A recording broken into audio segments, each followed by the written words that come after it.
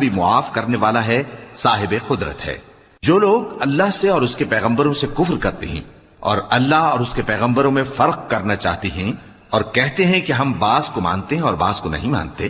اور ایمان اور کفر کے بیچ میں ایک راہ نکالنی چاہتے ہیں، وہ یقیناً کافر ہیں، اور کافروں کے لیے ہم نے ذلت کا عذاب تیار کر رکھا ہے۔ اور جو لوگ اللہ اور اس کے پیغمبروں پر ایمان لائے اور ان میں سے کسی میں فرق نہ کیا، یعنی سب کو مانا، ایسے لوگوں کو وہ ان قریب ان کی نیکیوں کے صلے عطا فرمائے گا، اور اللہ بخشنے والا ہے، بڑا مہربان ہے۔ اے پیغمبر، اہل کتاب تم سے درخواست کرتے ہیں کہ تم ان پر ایک لکھی ہوئی کتاب آسمان سے اتار لاؤ، تو یہ موسیٰ سے تو اس سے بھی بڑی بڑی درخواستیں کر چکے ہیں۔ ان سے کہتے تھے ہمیں اللہ کو ظاہر یعنی آمنے سامنے دکھا دو،